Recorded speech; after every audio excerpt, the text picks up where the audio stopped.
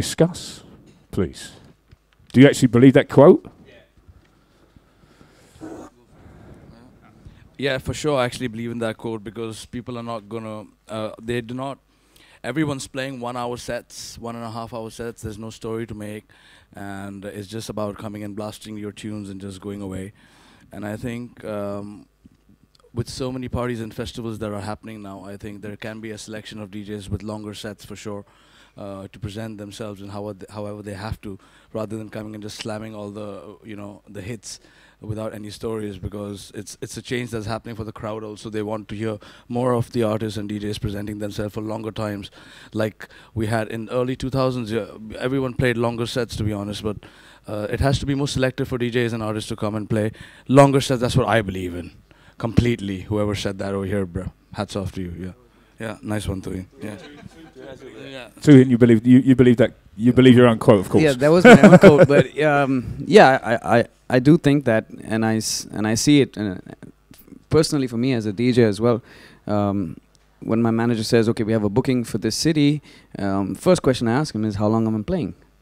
And he says 1 hour or 2 hours or whatever. And so it's a really funny policy that I do follow in India, that if somebody is booking me for a shorter set, they pay me more.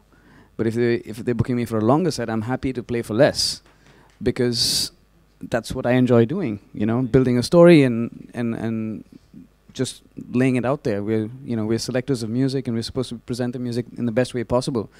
But I find that of late everything is just 1 hour sets, 1.5 hour sets. There's nothing. That's a warm up. Especially when you're traveling 6-7 hours to just it's crazy. You're traveling, and then you literally come there, set up, and you're done, and it's out. It's a complete waste of time.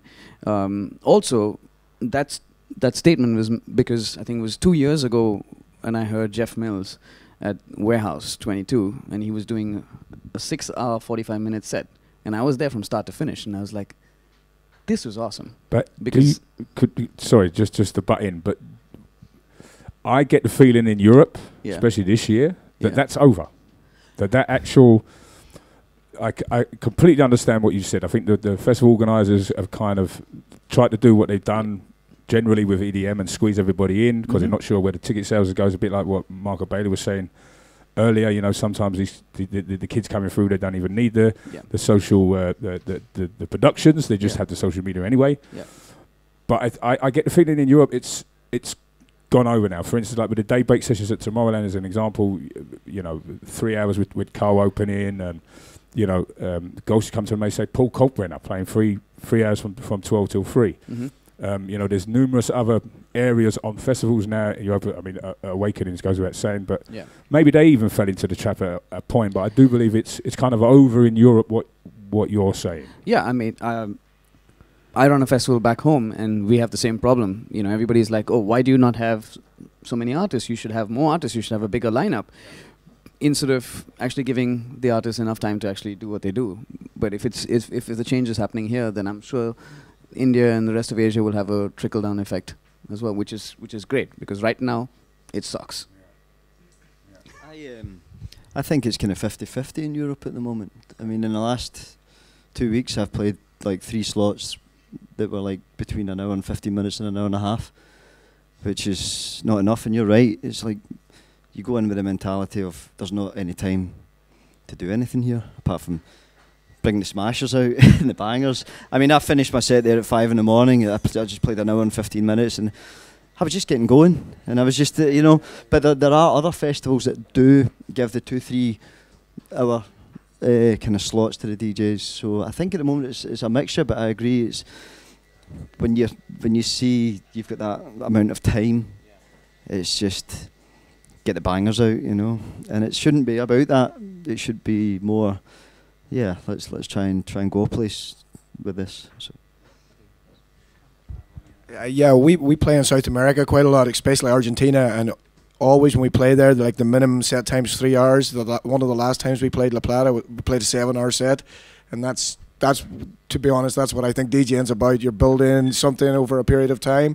You play 1 hour, you're not really getting to play your wide spectrum of your sound. You're, again, what Gary says, you just bring out the bangers and nothing else you can do. But it's nice to be able to take things up and down and throw surprises in. But with a short set, it's not possible. Can we change it though? I mean, how do we change Yes, I was just going to say, there is a solution to a problem always. Well, generally, it would be that, wouldn't it? It would be the promoters stepping up. But I mean, generally, going back to how it all kind of started, you know, with regards to, for instance, Gary, would you be able to start a club night off the back of you thinking, right, I'm going to change the fucking game? Boom, I'm going into 7 nights at the club for 200 people. Off we go.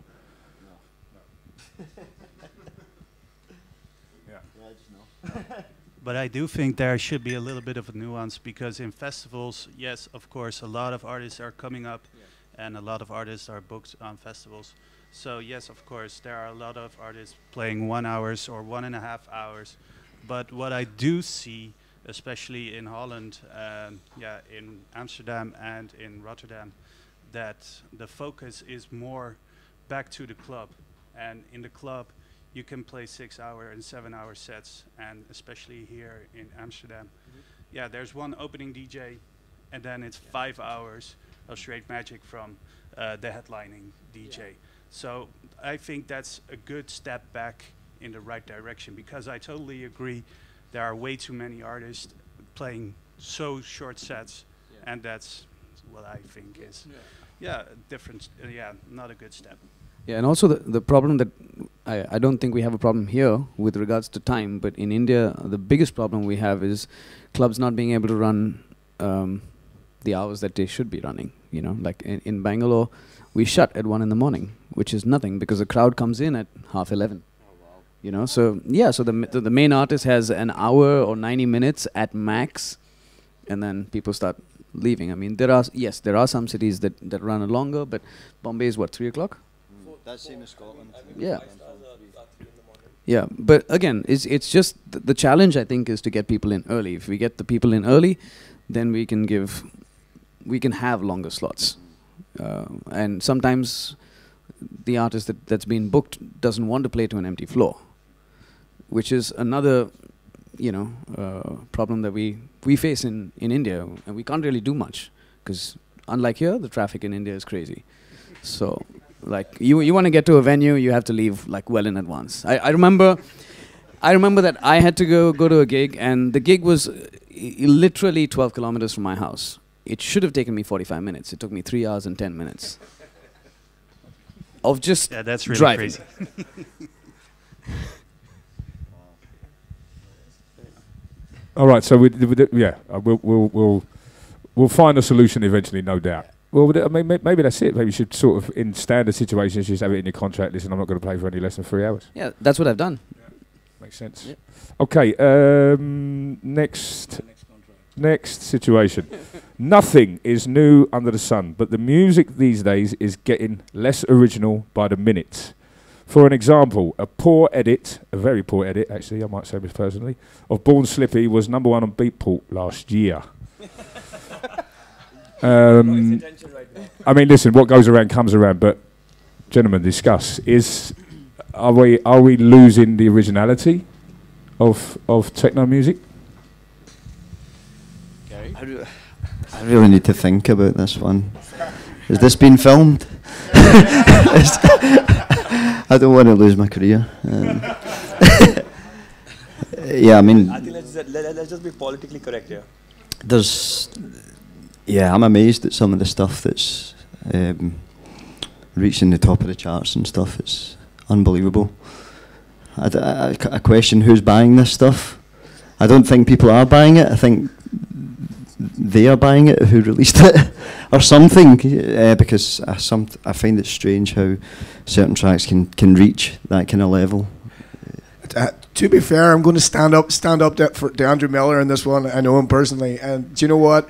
The track, the Born Slippy rework, everybody's been playing it, from Pampot to Nicole Mudaber to Carl Cox. We've played it, and people like classics no matter what in your sets, and he's kind of tried to do a rework of a classic. A lot of ones saying he's cheating, it's his way to the top, but it is what it is. Somebody else is going to do it, and I've not actually heard it, but I've not actually heard that track, you know. But I'm just talking about the kind of a lot of the stuff that you see at the top. Yeah. There's a lot of absolute garbage, man, 100%. But you know, fair play to Andrew, that track, and he done a rework of Insomnia as well. Not as I didn't think personally it was as good as but it's all like number ones in Beatport, and so he's getting paid for it. Do you think nostalgia has set in to the new generation? You know, mums and dads, you know. Mum and dad, we were the first sort of thing. The kids have been listening to it in the car. Nostalgia kicks in. Yeah. They hear a rework. They recognise the song and they think, oh, it's a winner. Yeah, they had one, the Grease 2000 remix out right now, and it's still on the charts. And it's actually not even close to the original, you know. But I think the nostalgia game plays a lot. And like you said, we don't know who's actually buying them, because that tune actually does not really deserve to be on top 10. So. Yeah, I mean, it's. I've heard many more techno tunes made by like really big acts, which are not on top 10 when I go and search them through labels and stuff, not through top 10s, you know. And there's so much more good music which is not there in the top 10, and it just does not even get there. So there is a lot of artists out there who actually deserve to be in the top 100 actually, which are not even there, the tunes, but I play the tunes and it's like slammers. So yeah. There is a bit of a problem, maybe. Well, sorry, to be honest, I'm a fan of remixes. When I hear something like which is like you said, Born Slippy, I got the track off from Lloyd and James the first time that I heard it. So I'm a fan of that. So when you hear something which you can recollect to, obviously if it's done well and if it's done in the right way, you get hold of it and you want to like support it, you promote it, you know, you want to play it. Yeah. But I think the right way. Yeah. Yeah. So if it's done in the right way, it's definitely going to grow, because people are like talking about it. They've grooved to it in the past as well. You know, they got memories, like you said, nostalgia. You know, so I think it definitely works. And if it's done in the right way, which they should focus on, it's going to be highly appreciated. I don't know. I think some records will never be top than the original. Exactly. Like Born Slippy, like Grease 2000, and a lot of other records. You can't beat the original, and why should you beat the original? Because it has so much. Yeah, perhaps I'm really hooked on the nostalgic feeling, because everyone here in this room knows Born Slippy and has its own memories. For me, it was coming into techno, so it has a lot of matter for me. Mm-hmm. So that's why I think the original should always be always better than the next remix or the next edit. So I think. I mean, great songs should be celebrated, and should be celebrated, should continue, more and but not remixed. But that's my opinion. Yeah, it's a good. But I also think when the track is made in the past, like you're saying, the original track, if you want to play it right now, the way the technologies come right now, you know, the production level, the mastering level, so you want to rework it just so that people right now can play it, so that it works with the sets, what's going on right now. So I mean that also works. That's a big issue, I think. Like, I mean, in the middle of a track which is being mastered right now in 2018, you play something which is really old, which sometimes it's you can and it's going to work well. But if it's not done well, not reworked with the new bass line, the mastering is not right, it will not sound good with your track, and you want to put it in your track some way or the other. So I mean, that is where the remixes really count. But again, done well. Cool.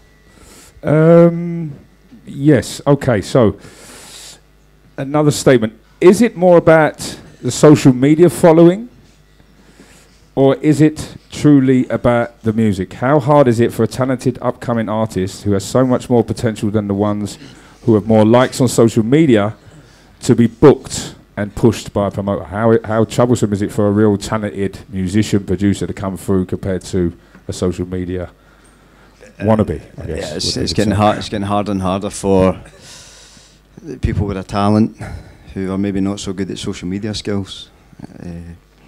People with social media skills seems to be taking over at the moment, which is sad, I think, because it's always been about the music, and it should always be about the music. But you know, there's some older DJs I speak to who are struggling at the moment because they've not been brought up with this social media thing, and it was always just about making the music, and they're struggling about how to conduct themselves online, and maybe they're not doing it right, and they're losing gigs because of it and stuff like that. But you get someone who's fantastic at putting a cat in a turntable. They're going to be flying all over the world. Yeah, I think it's very sad the way the scene's going right now. Like, it went from like the old DJs like Sasha, James Sibilia. These were the DJs that got famous from being DJs, and then it went to you had to make music. You got famous from making music, and now the very sad part is today it's all about PR. If you have a big PR company, a big PR brand behind you, I'm not mentioning any names, but there's a few female DJs that have just blew up, and they were making like 15, 20 grand a gig. And more, yeah, over this 20 plus. Over the space of a year, and you know they don't even make their own music. They're not, you know what I mean. It's just because they have this money behind them. It's sad because a lot of the real talent then gets lost, and they don't ever get their break. I think it's a really bad time. But I think it's pretty much the same state in India, probably a lot harder. Even though all of us are like established DJs in India, it's still getting hard because I have my managers like, oh, you're in Amsterdam, please make sure you have 10 posts a day. I'm like, for what? Like, I'm here to meet people. I'm here to discuss. I'm here, you know, to communicate ideas, to share ideas, to collaborate. Why do I need to be Instagramming everything that I'm doing just to stay in, you know, people's minds? So it's completely taken away from the music. It's all about being a hype machine. So if you have somebody who's behind you in terms of an agency, just constantly bombarding the internet with what you're doing or how cool you are, you're getting the bookings, and you know your fee goes from X to 10X in a year. I've seen it happen to people, but my only concern, okay, you want to do that, but how long are you going to be able to sustain that? That's the thing. Well, this is actually a question asked by me, and I'm glad it's come up on the panel right now. But I really feel so because even like back home, like we were talking about Tuhin, there's so much happening where there's so much talent coming up right now and such talented, amazing acts that, you know, when sometimes they send their profiles along for bookings in India, when even I'm booking them in my club in Goa or whatever, you know, they've got such great music, but then I got my team behind who's literally like, okay, will this guy bring in the crowd? But technically it's supposed to be promoting the artist. If it's good music, it has to be heard, you know, but then the social media really takes over. You know, it's about, okay, fine, if this person is booked and this one posts on their social media they're coming to India for a tour or maybe anywhere else, it's going to have a lot of eyeballs. You know, you're going to be selling a lot of tickets. Fortunately or unfortunately, it works both ways, but I'm just saying that how can we beat it? Like, there's so much talent out there. Every day there's a new producer and literally who's working so hard for it. But like you said, he doesn't have a fan following. He doesn't have followers. He doesn't have anything. Yeah. So how's he going to be heard? Well, I mean, I could answer that question from what we do at Gomatras, the festival that I run in India, is, you know, we have agencies saying, okay, we have this artist, he or she has X number of followers, and you know, blah, blah, blah, and the first thing they send us is social media links. So when I see a profile with social media links in the first, I just move it to the side, because that's something I'm not going to look at. And as a festival, I always say we book DJs. More than anything else. So honestly, you know how it works. We don't think about how many followers somebody has. And as a festival, it's always been, let's present an artist that the crowd can now discover because he or she hasn't had the platform to do it. But we're just, you know, a small drop in the ocean, but everybody else needs to do the same and follow through. I think it's just something we have to deal with. And yeah, the upside is music is getting across the world in a really fast connection. And that's a good thing. The downside is, yeah, people are paying way too much attention to it than it, maybe should be. But it's something we have to deal with right now. And that's, it's a new generation, and every generation has its own ways. And this is a new digital revolution, or, well, the revolution is already over, I think. Yeah, I think so. But, yeah, no, Instagram and... Nah, that's okay.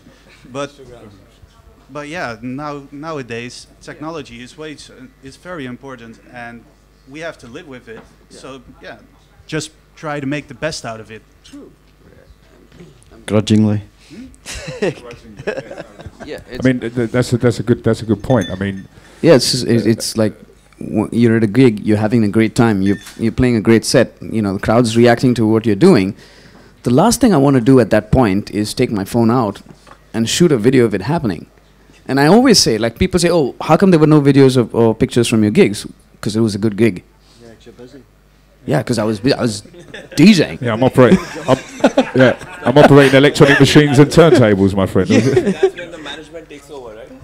That's when it calls the management is taking over. Well, staying in that issue, I think management now plays a bigger part than ever before, really, on that issue. Maybe that's something that, you know, you guys as techno DJs, would you consider having your own media partners to control your social media? Is that a thing for? I think if we had good fees, yeah. I mean, I want to blame my manager right now for not being here. He's outside somewhere. He's doing his live feed. Yeah. No, but it's honestly comes down to cost. You know, at least in India, that's a problem. Most venues, if I turn around and tell them, "Oh, you have to fly me in, fly my manager in, 2 hotel rooms," they're just going to turn around and say no. You know, because I have another artist who's undercoating you, and he's doing everything. So, how do you do it? Unfortunately, I have to go from it. You know. No, we can't. We can't let you go. No, that's not. Nice. Thank you very much, Gary. Anyway, cheers. Okay, guys, he's leaving, but we are here. Finally, we have some space so we can talk better. But staying on that subject, do you not think that is you know, Gary said begrudgingly, you know, if you've been in the scene for 10 years, you know, it might be hard to find the costs to, you know, get someone to do your social media, whereas if you're only in the industry for a couple of years, you know it's what you need to do. Yeah. So that's going to be your main focus before even maybe starting to produce. You know, is that a solution to, you know, us moaning about it? Well, the way things, everything that I'm saying is to do with India, because I don't know much else from outside of it. But in India, if DJing is all you're doing, it's very difficult. If you have a day job that's helping you fund your DJing, then you're relatively okay. You can still take that risk. But otherwise, it's very difficult. For a newbie, I understand how much of a struggle it is, because I see them, you know. Sometimes you're thinking, do I need to go for the gig? But yes, you need to go to the gig so you can network, but it's very difficult. Unless you get to a certain stage where you say, no, I need business class tickets, or I need 2 hotel rooms, 2 flights. It's a rarity, honestly. I can maybe count on my fingertips how many DJs in India actually have somebody traveling with them on the promoter's dime. It's 6 maybe. And that's just from the names that I can remember.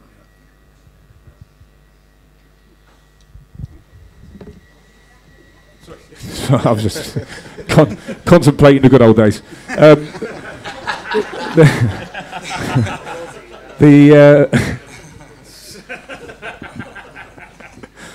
Thank you, Mr. Nolan.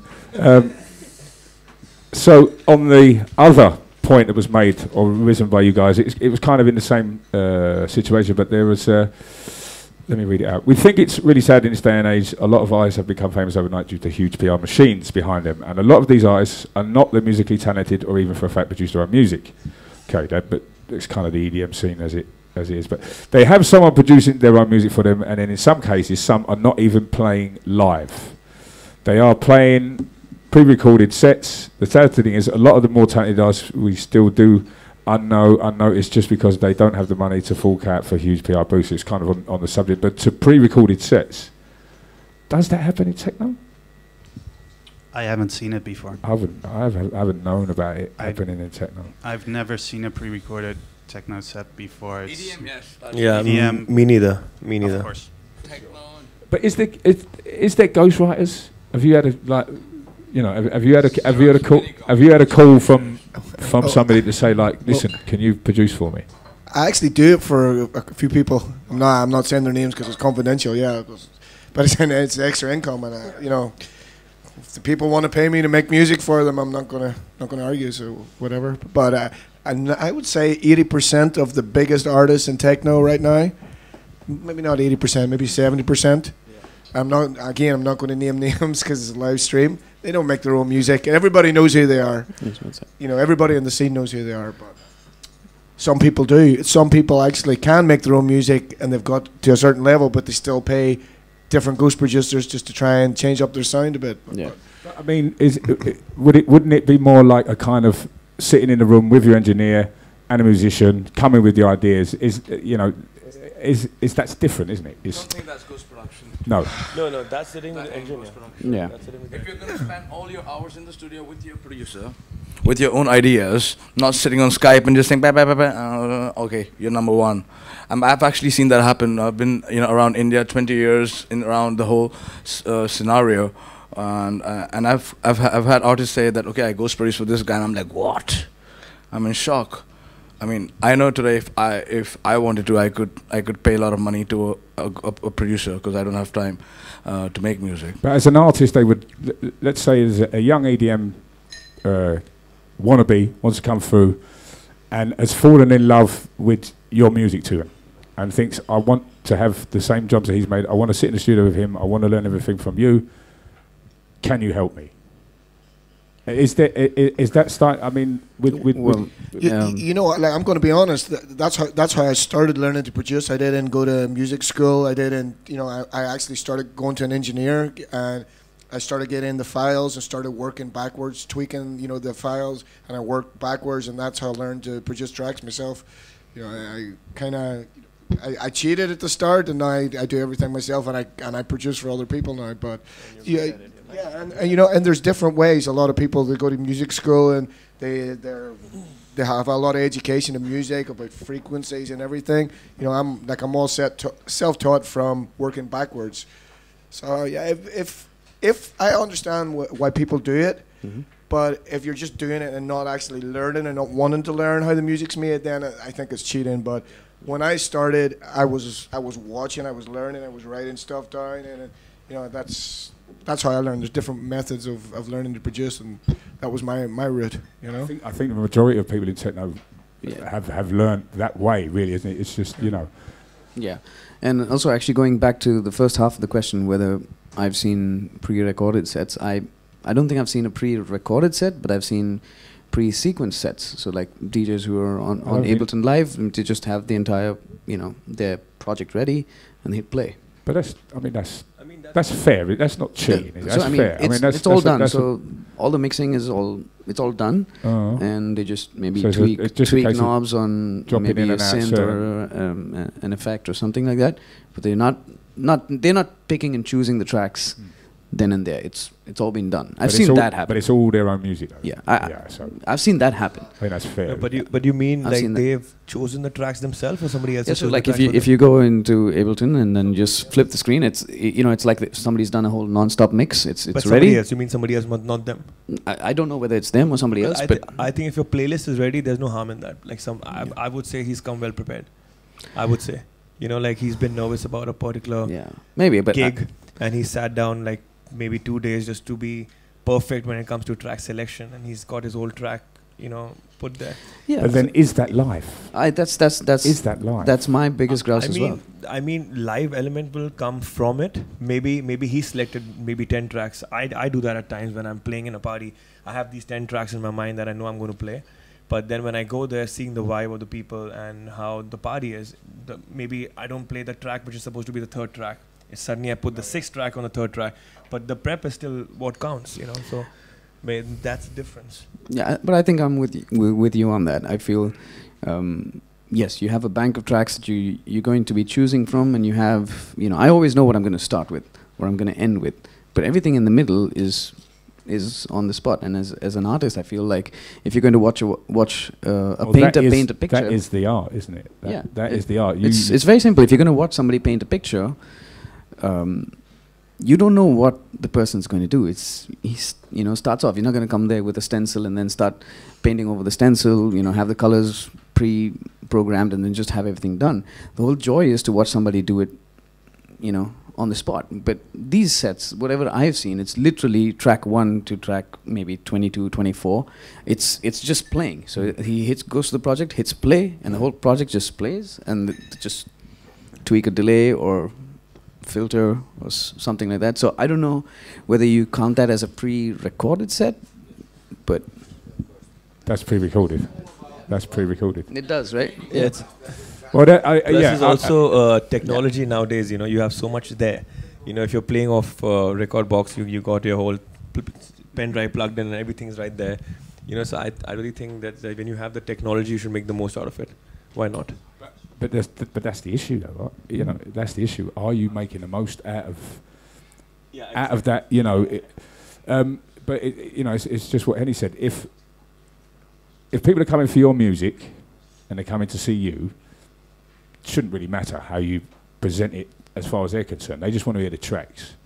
And so there's, you know, the issue of being a DJ and creating your own tracks and remixing on the fly and dropping 3 decks, 4 decks, using effects.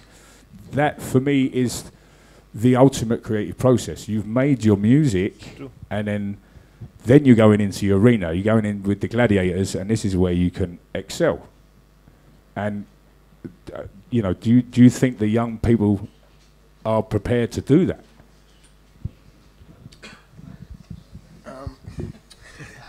Talking to the dairy man.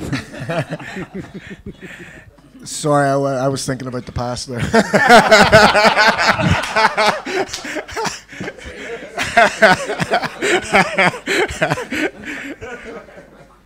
Yeah, I'll pass this question over to you.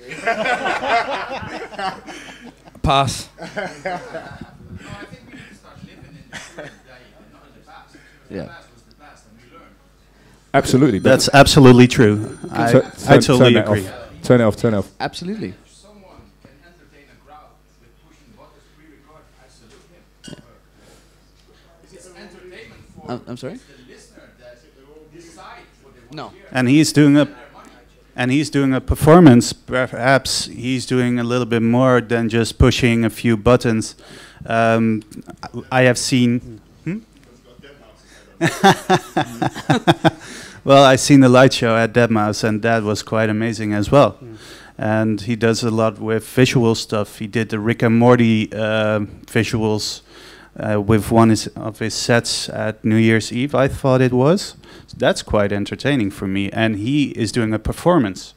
So, yeah, that may not be him as an artist, but he is a performer. Yeah. And that's something, yeah, we might want to separate from each other. What is the art? What is the performance? Yeah, absolutely. I think maybe I can... Yeah, absolutely. No, absolutely. Yeah, and I totally agree. Paul Nolan, by the way, been doing panels all week. I haven't just hijacked microphones. Hi, Paul. Yeah, hi. Yeah, I have actually. Yeah, to be fair. No, for me, I think it's a point of authenticity, and I think it's about finding what works for you. A great friend of mine, an amazing producer, DJ called Paul Wolford, who is also Special Request and Bobby Peru and many, many other names. He said to me a long time ago, and one of the best pieces of advice he ever gave me was that you have to choose your level of credibility. And you have to be cool with that, and you have to commit to it, which means that if you decide that your level of credibility is fucking 0, then you're going to have to face the consequences of that. So, depending upon how you meet with it, again, totally agree with your point, the tool doesn't matter. In fact, you can think about the sync button, you can think about pre-planned sets, you can think about all of this stuff. It comes down to, well, without sounding too trite about it, it's just how fucking lazy the artist is. And, you know, if the artist is lazy, then you're going to get shit. If you're going to get an artist who... I've seen DJs use the sync button and destroy clubs. Absolutely tear the paint off the walls. Blow the roof off. Limbs everywhere. Right? I've also seen DJs do the sync button thing and clear the place. You know? Yeah. So it's down to how the tool is wielded more than anything, I think. And it's about an authentic expression. So for me, I think it's all means necessary. Some things I don't necessarily agree with. Personally, I think if I could get rid of laptops from DJ booths entirely, I would. But that's just me. I'm a Philistine, and I just think you should, play records. But in terms of how you, apply and how you approach it, totally down to you, man. Knock yourself out, but do it authentically. Do it with, full force of credibility, or don't. You know, it's just down to you. And you know, for me, I think the frauds will be exposed in the end, and they will have limited shelf lives because the cream always rises to the top. Yeah, 9 out of 10 times, the people can't see in the DJ booth anyway. So you know, they don't know if you're syncing or if it's pre-recorded or planned. Right. As long as the music's good and the people are dancing, you know, that's the main thing. Yeah. I mean, going back to the project that I saw. Then I looked up and I saw the project title and name. And it was a gig that he had done 4 months earlier. So I'd count that as lazy. Basically just use the same project. And I also see a lot of the younger DJs. You're talking about the younger artists and whether they're actually putting in the effort or no. I've stood in a DJ booth. The guy, he's using channel 1 and 2. Channel 2 is open, and then the audio is playing from 2, and then he pushes channel 3 fader open, starts tweaking the EQs. There's nothing going on. And he hits the effects button, but the effects is on the empty channel, and there's nothing going on there. But he's just mimicking everything that's in the track in a breakdown, and he's trying to do that. So I see that happening a lot with the younger generation. So I don't know how to.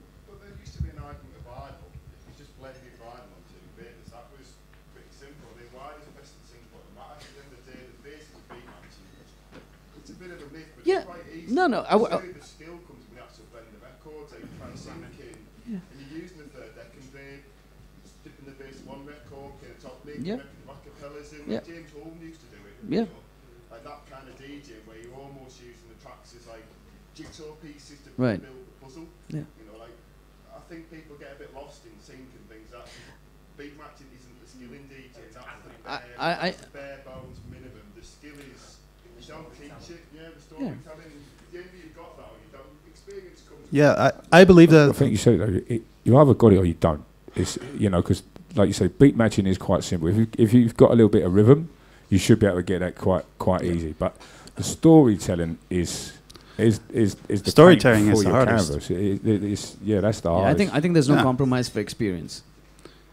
And that's where the younger, knowing your music, younger ones. It's knowing your music. Yeah, I mean, but what the problem with the DJ that I was watching is that not that he was not using the sync button or any of that. He was faking everything in the sense the track was playing on one channel and he was just. You need to be the DJ police. I think we finally found a solution. What we are talking about, like the act should be longer. The DJ sets should be like maybe 3-4 hours. I'm sure the minute you introduce that, the people who are doing this wouldn't exist anymore, because that would scare them away. Because the minute you say you have a 3-4 hour act and you have to perform it for 3-4 hours, I'm sure they're going to back out.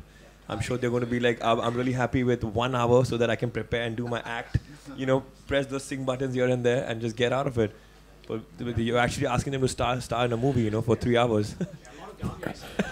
Lauren Garnier said it best. He said, most of these DJs these days, you give them an 8-hour set, 99% of them will absolutely shit their pants and will not know what to do. Exactly. And you're absolutely right. So we found an answer in this debate today. What's to be done? Yeah, I seen a DJ, and quite a big DJ, like play recently with Tractor with one MIDI controller, just playing 2 channels synced. Wasn't even doing effects. Some of you probably might know who that might be, but. Yeah, can't say it, of course. Yeah, I think when you have that, like we went from playing vinyl when we started, and then we moved to CDJs, and then we moved to Tractor, and I was bored as hell with Tractor and the laptop, so we moved back to CDJs. Like personally, my feeling. I think that's the story with a lot of people. They went to Tractor and they're like, the computer can go off, anytime. And it's how also you use Tractor. If you're just syncing it, then it's boring. Yeah, but if you take a loop. If you take a loop, I'm sorry, just. You're all right. Yeah. No, but what I'm saying is like, what I'm trying to say is like he had so much capability to do extra stuff, and he wasn't doing it like we do with CDJs. We use 4 CDJs, and we do what we did with Tractor. We still use 1 CDJ for like snare rolls, acapellas, and the 2 middle CDJs to mix with. So we kind of make the most like we did. My personal feeling, laptops are for porn. So. I agree to that. I was just going to say. the most annoying thing about... I would like to add something over here. I think when someone is starting off, I think, like you said, Tractor before DJs, Tractor was like 1,000. After Tractor came out, it's like 1 million DJs already. You know, it's how an amateur starts off. I think he should start off really with records and then playing and doing proper effects on maybe like an RMX or you know, be original with its creativity, with beat matching, with adding effects and snares and whatever reverbs. Then to go to Tractor if you're doing like a live or use it properly like acapellas and all 4 channels and not just like syncing and beat matching like you mentioned, then I think Tractor plays a good part, and then you can agree to it properly, than just beat matching and making it boring. Well, look, gentlemen, we're going to have to wrap it up. Jasper, you wanted to say something? Oh yeah, the last thing about this matter. The reason why I stopped with playing with Tractor and laptop is because when someone else is playing in front of you, before you, and the DJ booth is terribly small, and you have to cramp everything in, it's better to grab your USB stick, put it in the CDJ, and go for it. What USB are you using? Now? Yeah. Now I use 3DEX CDJs or 4. But what make a USB? Because I think there's a big gap in the market for that. If anyone's listening, there's a big gap in the market for some decent. Okay. SD cards. Nah, I'm just using regular USB sticks in that way. Okay. Nothing. You guys? Nothing fancy. Yeah, of course. Yeah. Well, listen, we're gonna have to wrap it up. Make some noise for our DJ producers, please. That was great. And just before we go, just quickly, listen. This community is getting bigger as the days go by. 50 Hertz community. Can you say something about over the 50 Hertz community, Jasper, please? And how they haven't come around with the cocktails just yet. Okay. I know the guys from 50 Hertz quite well, at least a big part of them. They're throwing like parties all over town this week. They have a couple of bars with their logo on it. And also I am doing an after party on Sunday. Sunday morning from 4 to 8. So if some have a little bit of energy left, you are very welcome to swing by. It's for free. And back to 50 Hertz. And they're doing a lot of other stuff. Like last year, they hosted a corner in at the dance fair where I thought, did you also give a presentation as well? Yeah. Yeah, and I did a little presentation as well. So it's a great community to be in. They're doing lots of cool stuff. Also, they ask on their Facebook community every week are there new discussions and tutorials and other stuff that are helping new artists develop a little bit more, and the experienced artists develop as well as more, or more as well. I think it's been a good way to meet people with like-mindedness, exchange ideas. Absolutely, and collaborate, and that's the cool part. I mean, would I have imagined 10 years ago that I'd be sitting here in a room with all of you? No. Maybe not even 2-3 years ago. Yeah, but it's happened. Yeah. So kudos to them. This morning when I woke up, I was excuses. Yeah, and these the other reason, right? Yeah, the guys have done a great job. 50 Hertz. I met them last time when I was here for the Awakenings, and the boys always make me feel at home when I'm here. And with the cocktails, which I've already had 4 or 5 of them, and good job, guys. Thank you so much for having me. Once again, round of applause. It's just